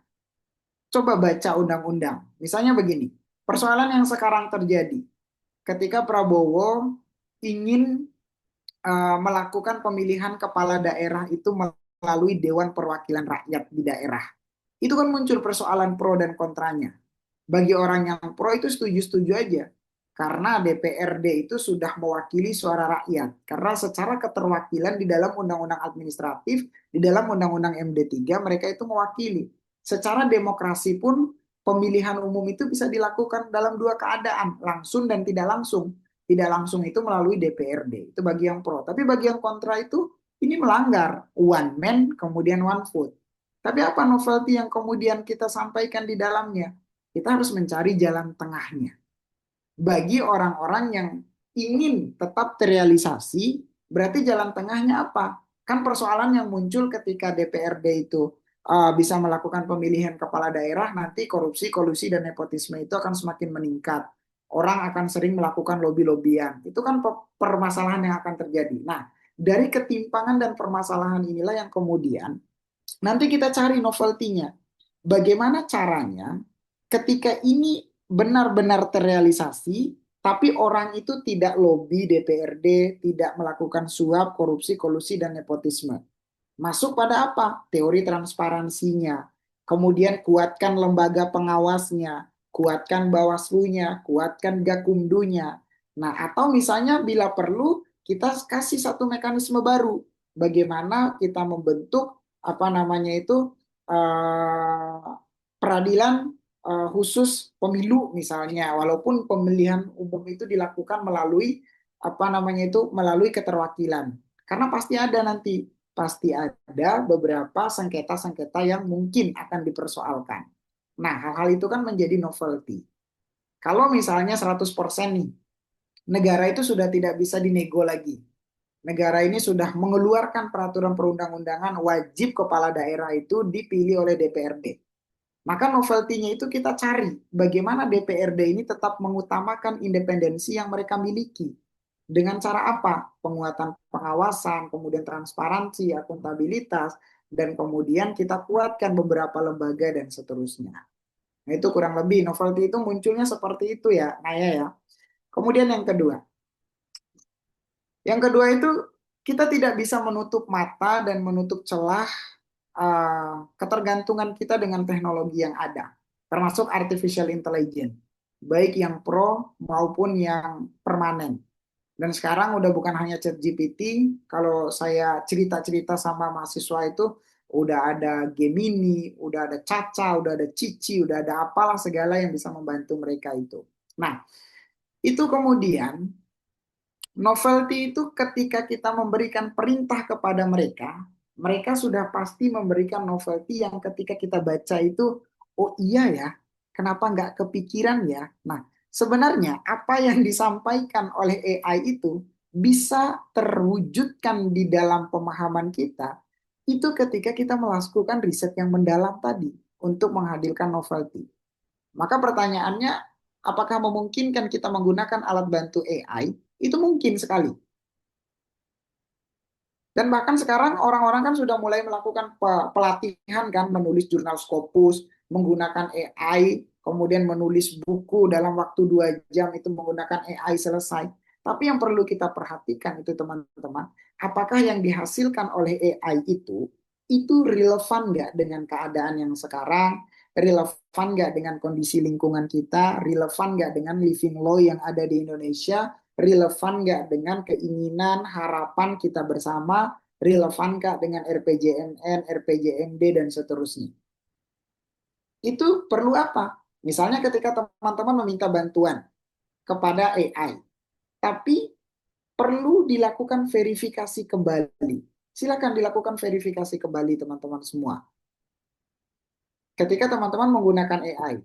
Kalau zaman dulu, waktu zaman-zamannya saya lomba kan memang kita belum belum mengenal dan belum bahkan pada saat itu kita tidak ada AI waktu itu. Sehari itu untuk menentukan satu legal standing itu kita bisa menyelesaikan 3 sampai 4 jurnal. 30 jurnal dalam satu mosi satu hari itu kita selesaikan dulu. Nah, dengan kupas tuntas seperti itu kita bisa membandingkan, oh ternyata ada yang menulis seperti ini. Lalu kita benturkan solusi dari penulis A, novelty dari penulis B, novelty dari penulis C. Nah, dari 3 novelty tersebut, lalu kemudian kita tarik lagi. Penulis A ini dampak positif negatifnya apa? Novelty dari penulis B, dampak positif negatifnya itu seperti apa? Nah, itu untuk menjadi ini. Tapi kan sekarang itu udah enak. Kita punya gagasan apa? Misalnya pembentukan peradilan khusus pemilu. Tanya aja pendapat AI. Mungkin dia akan menjawab bagaimana mekanismenya ini, siapa yang terlibat di dalamnya, berapa masa apa namanya itu jangka waktunya, semua akan teruraikan menjadi mekanismenya. Nah, dari mekanisme yang diuraikan oleh AI tersebut, kalian verifikasi kembali. Misalnya, AI memberikan rekomendasi peradilan khusus pemilu itu sifatnya ad hoc. Nah, lalu kalian buka, apakah ketika dia ini bersifat ad hoc, sesuai nggak dengan nilai-nilai penyelesaian pemilu yang ada di Negara Kesatuan Republik Indonesia? Efektif atau tidak? Ada kekurangannya atau tidak? Kalau lebih banyak kekurangannya, berarti tidak mungkin kita menjadikan itu sebagai lembaga ad hoc, jadikan itu sebagai lembaga permanen. Nah itu, artinya untuk pertanyaan kedua tadi, kita tidak bisa terlepas dari AI, tapi jangan sampai kita dibodohkan dengan AI. Kita boleh nanya novelty ke AI, tapi saya minta kepada teman-teman, apapun yang diuraikan oleh AI itu silakan diverifikasi dan diuji kembali. Lihat dampak positif dan negatifnya, sesuaikan dengan keadaan yang sekarang, sesuaikan dengan kebutuhan yang sekarang. Jangan sampai dia punya novelty yang bagus, tapi ternyata dia kutip dari negara yang lebih kaya 100 kali lipat dari Indonesia. Sedangkan ketika itu diterapkan di Indonesia, justru Indonesia itu dalam 2 hari ke depan menjadi negara yang paling miskin. Karena membentuk satu gagasan baru. Nah itu kan yang perlu kita perhatikan ketika kita menelan mentah-mentah apa yang dituangkan oleh AI. Nah pertanyaan yang ketiga, menarik nih. Sebenarnya subjektivitas dari dewan juri itu berbeda-beda teman-temannya. Juri itu ada yang fokus pada metode penulisan, juri itu ada yang fokus pada model argumentasi yang dibangun, juri itu ada yang fokus pada model tulisan. Jadi saya sering sampaikan kepada teman-teman, ketika kita lomba itu teman-teman, juri yang akan menghakimi dan menilai kita itu, yakinlah mereka itu salah satu di antara mereka itu ada orang yang tidak terlalu paham dengan apa yang kita tuliskan. Jadi mereka itu akan mencari kemampuan mereka itu di mana. Oh, ketika saya bukan orang yang paham hukum lingkungan, tapi saya ngajar pidana misalnya, saya akan mencari kesalahannya itu dari struktur penulisannya. Nah, mungkin kalau itu kan jarang kesalahan-kesalahan itu terjadi. Tapi yang umumnya kenapa banyaknya tulisan-tulisan itu yang tidak dilirik oleh Dewan Juri itu adalah sistematika argumentasi. Lompat argumentasi, kemudian data yang tidak lengkap sama tadi. Sama ketika pasal itu terlalu banyak mengutip sama persis dengan apa yang ada di undang-undang yang sebenarnya tanpa dijabarkan. Saya pribadi pun pasti sejeli dengan hal-hal yang seperti itu. Ngapain kita mencantumkan pasal tapi tidak memberikan apa sebenarnya makna pasal ini? Kesalahan pasal ini itu ada di mana? Nah, kesalahan itu yang kemudian. Artinya gini teman-teman. Banyak tulisan-tulisan di dalam lomba debat atau lomba karya tulis ilmiah itu yang tidak dilirik itu karena juri itu pertama mereka pasti melihat dari latar belakangnya dulu. Kalau latar belakangnya itu sudah memenuhi segala unsur, datanya ada, argumentasinya ada, dampaknya ada, kemudian faktornya ada, kemudian dasar hukumnya ada, kemudian mekanisme yang ingin kita gambarkan itu ada di penulisan latar belakang itu. Nah, maka di situ orang itu sudah tidak perlu membaca lebih banyak lagi isinya. Mereka sudah yakin, ini pasti isinya ini tidak jauh dari latar belakang. Nah, kemudian yang selanjutnya itu adalah sistematika untuk membangun mekanisme. Terkadang kalian itu tulisannya bagus, gagasannya bagus, teori pembentukan undang-undangnya bagus. Tapi yang dibutuhkan dalam satu tulisan itu adalah pembaharuan. Apa sih gagasan yang ingin teman-teman sampaikan? Nah, gagasan inilah yang kemudian akan jarang sekali.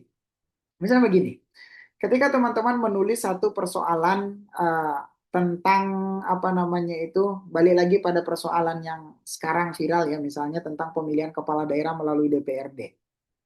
Itu harus mulai dari proses pemilihan sampai orang itu terpilih dengan sempurna sesuai dengan asas luber jurdil, itu harus disampaikan semua alurnya teman-teman. Misalnya ketika prosesnya itu melalui DPRD, mekanisme pengawasannya itu bagaimana? Bawaslu masih tetap ada. Kemudian Bawaslu ini mengawasi dalam hal apa saja. Kemudian ketika ada orang yang melakukan gratifikasi antara calon dengan DPRD, ini masuknya kemana, proses penyelesaiannya seperti apa. Nah, kemudian ketika pemilihan kepala daerah melalui DPRD kan itu yang kita persoalankan itu bagaimana mekanisme kampanyenya kan. Nah, kita atur di situ sebagai novelty-nya. Nah, hal-hal yang seperti itulah yang kemudian kurang. Karena terakhir misalnya kemarin tuh waktu saya ada lomba apa namanya itu KTI nasional di Unsika kan, kemudian saya jadi jurinya, ada yang menulis terkait dengan hal itu.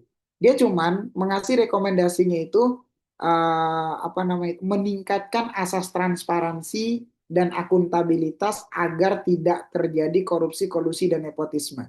Tapi mereka tidak menggambarkan secara mekanisme cara kerjanya agar tidak terjadi mekanisme apa korupsi, kolusi dan nepotisme ini seperti apa.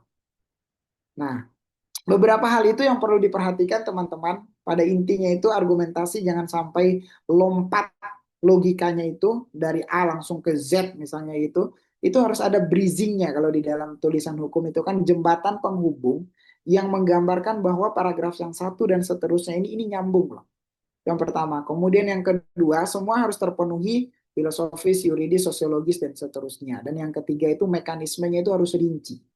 Jangan sampai mekanismenya itu ngawang. Nah, kalau mekanisme ini yang terpenting. Karena yang kita lihat sebagai juri juga itu, bisa nggak sih kalian ini memberikan satu masukan, tapi masukan ini bermanfaat. Kalian sering kan pasti merasa, tulisan kita udah bagus loh. Kenapa ini? Lalu ketika dibandingkan, oh ternyata yang sebelahnya ini dia mekanismenya ini lebih jelas. Itu. Gimana Naya? Pertanyaannya sudah terjawab semua? Terjawab sekali, Bapak. Terima Oke. kasih banyak. Kita lanjut ke pertanyaan yang selanjutnya teman-teman terkait dengan metode penelitian hukum itu kan ada banyak. Ada di dalam penelitian hukum itu kan ada kita masukkan dalam aspek sosiologis, kemudian politik, ekonomi, budaya dan lain sebagainya. Sehingga orang-orang akan menilai ini adalah bukan penelitian hukum. Nah, maka untuk mencegah hal-hal itu terjadi, teman-teman, ini kan pasti terjadi ya. Ketika teman-teman menulis skripsi, misalnya teman-teman itu niatnya itu nulis skripsi perdata, tapi ternyata arahnya itu ke pidana. Itu tergantung bagaimana mayoritas argumentasi yang dibangun. Karena orang akan menilai dari situ. Misalnya, teman-teman menganggap tulisannya itu adalah penelitian hukum. Tapi pasal yang dikutip itu cuma satu pasal saja. Sisanya itu teori saja, sisanya itu hitung-hitungan ekonomi saja. Nah, itu orang akan menilai, ini bukan penelitian hukum ini. Ini adalah penelitian ekonomi. Nah, walaupun di dalam penelitian hukum itu kan ada data. Ada data primer, ada data sekunder, ada data tersier. Artinya data-data itu kan ada data utama, ada data tambahan. Nah, data utamanya itu mana? Data utamanya itu adalah norma. Maka perbanyaklah norma argumentasi yang mengarahkan kepada hukum, boleh di dalamnya itu masuk, aspek politiknya masuk, aspek ekonominya masuk, aspek sosialnya itu masuk untuk menguatkan data utama tadi. Oh ternyata data utama tadi, persoalannya itu muncul, dia bisa mengakar ke persoalan politik, dia mengakar ke persoalan ekonomi, dia mengakar ke ini. Nah ini kalau mau tulisannya bercabang. Tapi kalau mau lebih spesifik lagi, ambil satu ketentuan atau satu kepastian misalnya. Norma tadi bisa diarahkan ke ekonomi, politik, sosial misalnya. Nah kalau misalnya mau kearahkan ke hukum berarti kita ngambil arahnya itu adalah penyelesaian persoalan itu di ranah hukumnya itu sendiri. Yang pertama. Kemudian yang kedua, penggunaan teori dan narasi argumentasi. Nah, penggunaan teori dan narasi argumentasi ini mempengaruhi penilaian orang juga terhadap tulisan kita.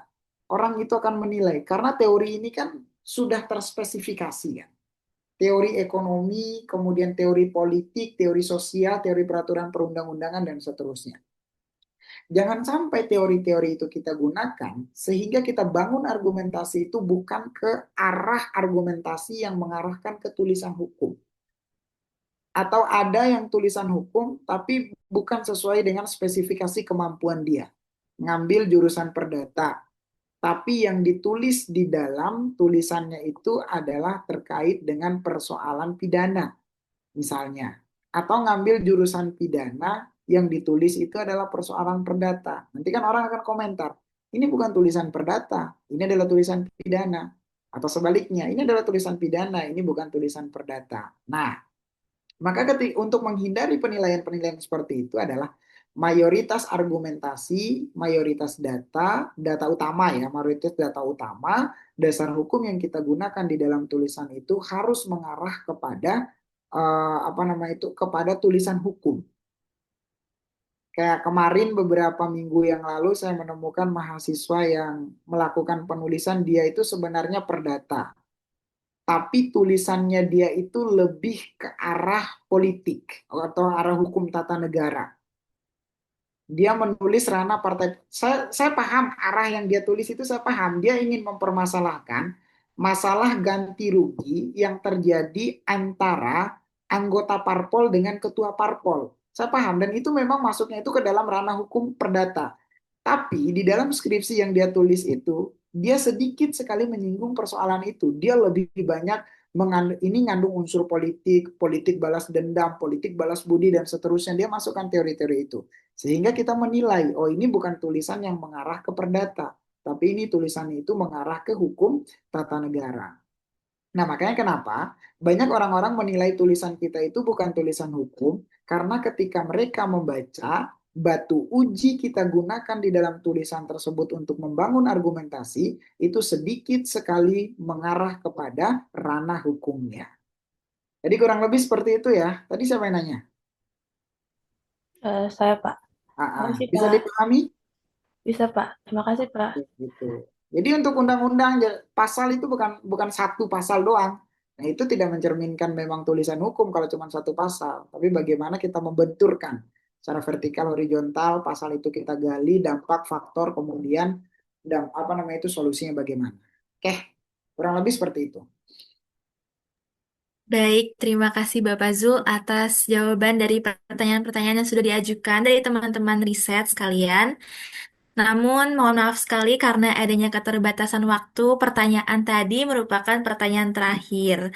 Maka dengan telah berakhirnya sesi tanya jawab, izinkan saya untuk juga memberikan kesimpulan terkait pemaparan pada materi yang Bapak Zul sudah berikan pada hari ini. Sebagaimana saya mendapatkan insight sebagai mahasiswa yang aktif dalam menuliskan riset, bahwa kita tuh harus melakukan persiapan yang baik, yaitu dengan eksplorasi, menemukan fakta yang baru dan pengetahuan dan pemahaman yang baru juga. Kemudian dilanjut dengan proses verifikatif di mana kita harus menemukan hal-hal tersebut yang dapat dipertanggungjawabkan datanya dan juga kebenarannya. Kemudian setelah itu kita juga harus mengembangkan lebih lagi dari fakta yang telah kita temukan kembali sehingga hal tersebut dapat menjadi penulisan yang baik. Kemudian jangan lupa juga kepada kita untuk bisa melakukan periksa kembali referensi hukum yang digunakan. Kemudian mungkin bisa proofreading juga kepada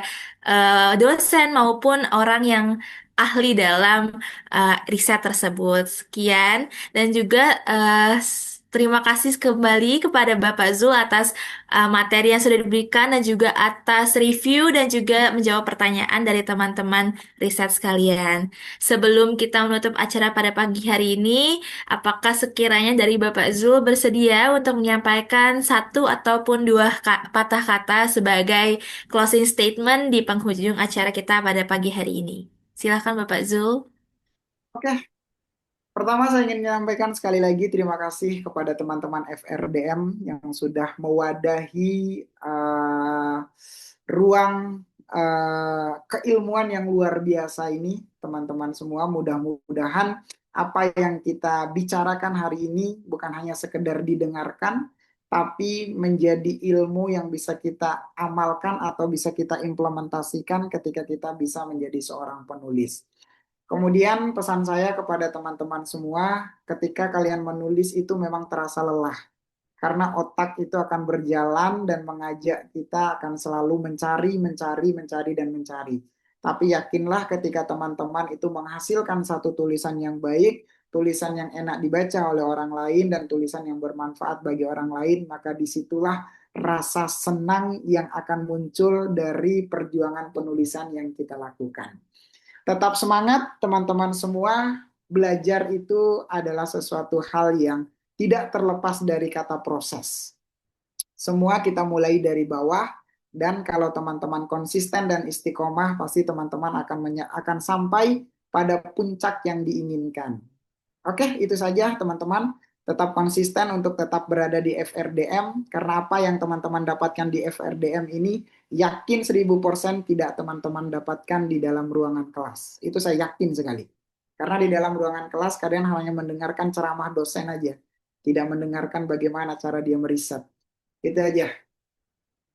Baik, terima kasih Bapak Zul atas closing statement yang telah disampaikan. Kiranya hal-hal yang sudah disampaikan dari Bapak Zul tadi bisa memotivasi kita ya teman-teman untuk bisa aktif dan juga berprestasi dalam FRDM ini. Setelah kita mendengar closing statement tersebut, menjadi pertanda bahwa kita sudah berada di penghujung acara. Terus untuk Bapak Zul, kami ucapkan sekali lagi banyak terima kasih atas ketersediaannya Bapak dalam memberikan ilmu yang berharga ini bagi kami semua. Semoga Bapak juga senantiasa diberikan kemudahan dan berkah dalam segala urusan ke depannya. Sesi selanjutnya juga kita akan melakukan penyerahan sertifikat yang akan diserahkan oleh Saudari Nayara Dihati selaku Wakil Ketua Forum Riset dan Debat Mahasiswa tahun 2026 untuk diberikan kepada narasumber kita Bapak Zul dan kepada operator mohon dibantu untuk mendokumentasikannya. Silahkan aku serahkan kepada Kanaya. Baik, Bapak, saya juga izin mengucapkan terima kasih banyak sudah memperkenankan waktunya juga untuk hadir sebagai narasumber di acara pelatihan Divisi Riset, Forum Riset, dan Debat Mahasiswa. Semoga materi yang telah disampaikan oleh Bapak tentunya membantu FRDM mencapai prestasi yang lebih banyak untuk masa ke depannya. Dan juga saya harapkan untuk Bapak sendiri sukses dalam segala aspek kehidupan Bapak. Terima kasih banyak, Bapak. Berikut sertifikat dari Forum Riset dan Debat Mahasiswa. Saya kembalikan kepada operator berarti untuk mengambil gambar. Baik, kepada operator saya akan bantu untuk mendokumentasikannya dengan aba-aba ya. Dalam hitungan ketiga, dua, satu. Baik, apakah sudah? Ya, sekali lagi mungkin ya, supaya termake sure. Oke, sekali lagi. Satu, dua, tiga. Oke, terima kasih teman-teman dari operator dan juga terima kasih atas Kanaya sudah memberikan sertifikatnya dan juga Bapak Zul. Selanjutnya, selanjutnya sebelum kami tutup acara ini, kami mohon izin untuk juga melakukan sesi dokumentasi bersama terlebih dahulu dengan para peserta. Bagi teman-teman yang belum on cam, kami persilahkan untuk segera on cam. Yuk, teman-teman boleh on cam.